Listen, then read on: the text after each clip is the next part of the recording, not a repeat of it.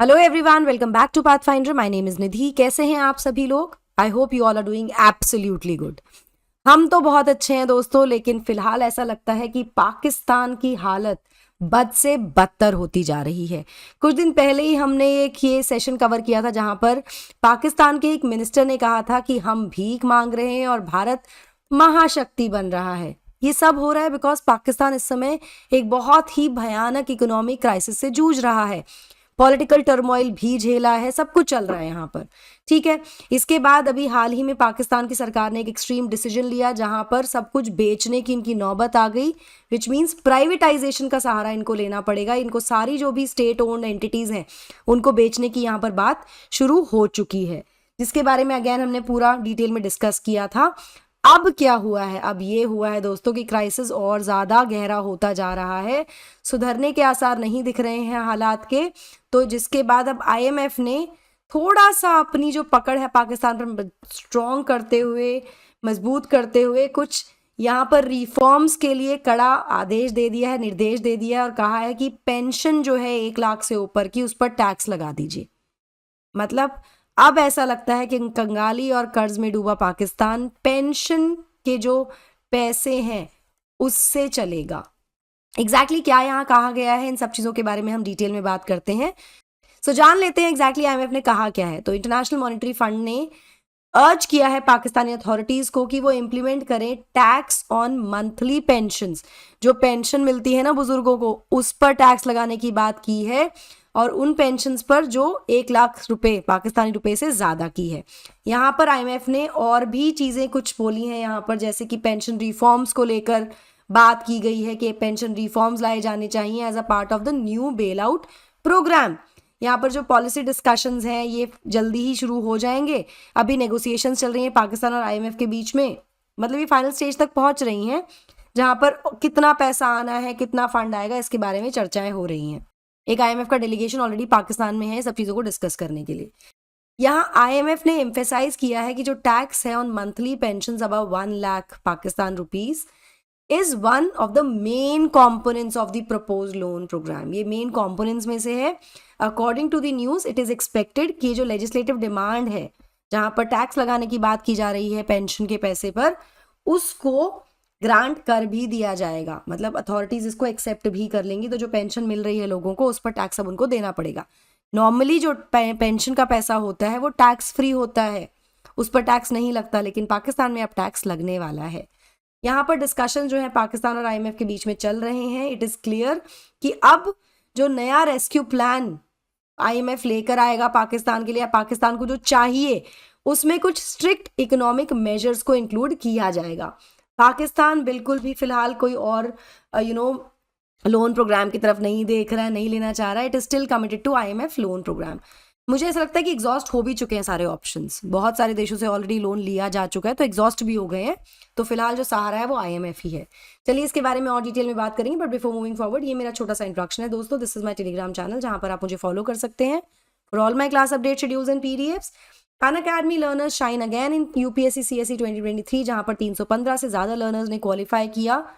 In the final list में इनका नाम आया है। ये सभी लर्नर्स जो है किसी ना किसी रूप में हमारे प्लेटफॉर्म से जुड़े हुए थे। Now with the help of Unacademy IAS advantage आप भी इनमें से एक हो सकते हैं, जहां पर आपको मिल रहा है जीएस का full coverage, CSAT, essay writing, current affair coverage, interactions with educator, test series आपकी सॉर्टेड है प्रीलिम्स और मेंस की, वन ऑन वन मेंटोरशिप और एंड डाउट सॉल्विंग भी आपको यहाँ मिल रहा है। कैसे आप इसको अवेल कर सकते हैं? By enrolling into our offline batches. Offline centres हमारे दिल्ली में मुखर्जी नगर और करोल बाग में है, वहीं यूपी में एक सेंटर हमारा प्रयागराज में है। जो यूपी का सेंटर है वहां पर आप यूपीएससी की तो तैयारी कर ही सकते हैं, आप यूपी पीसीएस की तैयारी भी कर सकते हैं इंडिया के टॉप एजुकेटर्स के साथ विद ग्रेट डिस्काउंट्स। बाकी सारी जानकारी आपको डिस्क्रिप्शन में मिल जाएगी along with the addresses, phone numbers etcetera. In numbers पर भी आप कॉल कर सकते हैं for all your queries and doubts. यहाँ पर पाकिस्तान को ये कहा गया है कि अगर आप क्वालिफाई करना चाहते हैं नए बेल आउट प्रोग्राम के लिए, तो आपको कुछ फिस्कल डिसिप्लिन एक्सरसाइज करना पड़ेगा, जिसमें आपको रिड्यूस करनी पड़ेंगी अपनी स्पेंडिंग्स और deficits in accordance with the IMF guidelines. भैया आपको चाहिए बेल आउट प्रोग्राम तो आपको ये सब फॉलो करना पड़ेगा। रिसेंटली IMF मिशन ने प्रपोज किया है कि increase in the general sales tax to 18% also. यहाँ पर एक जनरल सेल टैक्स की बात की गई, इसको भी 18% करने की बात की गई है, ये भी प्रपोज किया गया। मतलब ये कुछ चीज़ें हैं जो IMF के द्वारा प्रपोज की गई हैं। सबसे पहले पेंशन पे टैक्स लगाना, जो 1 लाख से ऊपर की पेंशन है, उसके अलावा जो जनरल सेल्स टैक्स है उसको 18% करना, ठीक है। और ये डिमांड जो है ये अलग अलग राउंड्स ऑफ डिस्कशन जो हुए हैं पाकिस्तान और IMF के बीच में नए लोन के लिए, उस समय रेज की गई हैं, ये डिस्कशंस किए गए हैं ना। यहाँ मैं आपको बता दूं कि जो सेल्स टैक्स है पाकिस्तान में वो करंटली हैंडल किया जाता है दोनों ही के द्वारा, यानी केंद्र के द्वारा भी और प्रोविंशियल गवर्नमेंट्स के द्वारा भी। यहाँ IMF मिशन ने आउटलाइन किया प्रॉब्लम्स इस सिस्टम में और ये कहा कि अब क्या कीजिए, इसमें समस्याएं हैं, तो अब आप क्या कीजिए कि जो फेडरल गवर्नमेंट है, जो केंद्र सरकार है, केंद्र सेंट्रल गवर्नमेंट है, उसको पूरी जिम्मेदारी इसकी लेनी चाहिए, मतलब जो सेल्स टैक्स है उसके कलेक्शन की। इसके एडिशन में IMF ने सजेस्ट किया कि जो टैक्स है उसको 18% तक हाइक कर देना चाहिए ऑन गुड्स एंड सर्विसेज, और यहाँ पर कोई भी जो GST एग्जेम्पशन दी जा रही है उनको भी टर्मिनेट कर देना चाहिए। मतलब बहुत सारे यहाँ पर सजेशंस और प्रपोजल्स दिए गए हैं IMF के द्वारा कि अगर आपको बेल आउट पैकेज चाहिए, लोन चाहिए, तो ये सब चीज़ें कर लो, ठीक है। साथ में इन्होंने सजेस्ट किया है कि क्रिएट कीजिए एक डिस्टिंक्ट रेगुलेटरी एजेंसी को और चेंजेस कीजिए इंश्योरेंस इंडस्ट्री में भी। ये कुछ एडिशनल डिमांड्स हैं जो IMF के द्वारा रखी गई हैं 4th राउंड ऑफ नेगोशिएशन में ना। यहाँ पर फंड ने ये कहा है कि जो 3 स्टेट ओन्ड इंश्योरेंस कंपनीज हैं उनको भी प्राइवेटाइज किया जाए। ऑलरेडी हम जानते हैं कि पाकिस्तान में डिसीजन लिया गया है गवर्नमेंट के द्वारा, वो प्लान कर रहे हैं कि किस तरह से प्राइवेटाइज किया जाएगा सारी जो गवर्नमेंट एंटिटीज़ हैं उनको। यहाँ पर नेशनल जो इंश्योरेंस कंपनीज हैं, स्टेट ओन्ड इंश्योरेंस जो कंपनीज हैं, उनको भी प्राइवेटाइज करने का सजेशन IMF के द्वारा दिया गया है। अब हालत इतनी ज़्यादा ख़राब है पाकिस्तान की, जो इतनी पुअर इकोनॉमिक कंडीशंस है, पाकिस्तान इसके चलते बिलियन ऑफ रुपीज़ का डेट ले चुका है पूरी दुनिया भर से, और ये और कर्जा लेता जा रहा है ना। पाकिस्तान का जो डेट है फिलहाल उसके GDP के 42% के बराबर हो गया है। तो according to reports by business today, Pakistan has a foreign debt of $124.5 billion, जो कि इसके GDP के 42% है। ना after the help they have receive from IMF, थोड़ा ट्रेजरी में पैसा आया ज़रूर है, लेकिन वो भी इनसफिशिएंट प्रूव हो रहा है देश के हालात को बदलने के लिए।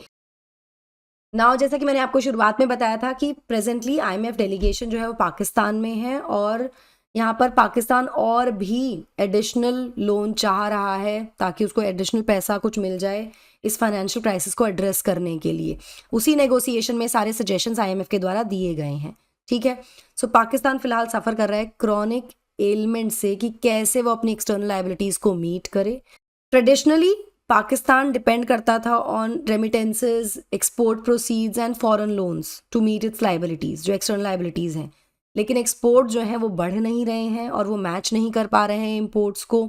साथ में जो एवेन्यूज़ हैं फॉरेन एड के, वो भी धीरे धीरे ड्राई अप हो गए हैं, मतलब सबसे पैसा ले लिया है, जिससे और ज़्यादा प्रेशर पड़ रहा है पाकिस्तान के रुपी पर और एसेंशियल इम्पोर्ट्स पर। इसकी वजह से ना केवल दिक्कत यहाँ है, बल्कि जो आम आदमी है पाकिस्तान में वो भी हाई इन्फ्लेशन से जूझ रहा है। पेट्रोल और जो रेगुलर कमोडिटीज़ हैं, मतलब जो खान पान की चीज़ें हैं, वो भी बहुत ज़्यादा महंगी फ़िलहाल पाकिस्तान में हो चुकी हैं। तो हालात बद से बदतर हो रहे हैं, और कहाँ सुधरेंगे, कब सुधरेंगे, आने वाला समय ही बताएगा। आपको क्या लगता है इन सजेशंस के बारे में मुझे कमेंट सेक्शन में ज़रूर बताइएगा। That will be all from my side. I hope you like the session. Do not forget to like, share and subscribe to the channel, and also hit the bell icon so that you get notifications about the latest updates. Thank you so much. God bless. Take care. Bye-bye.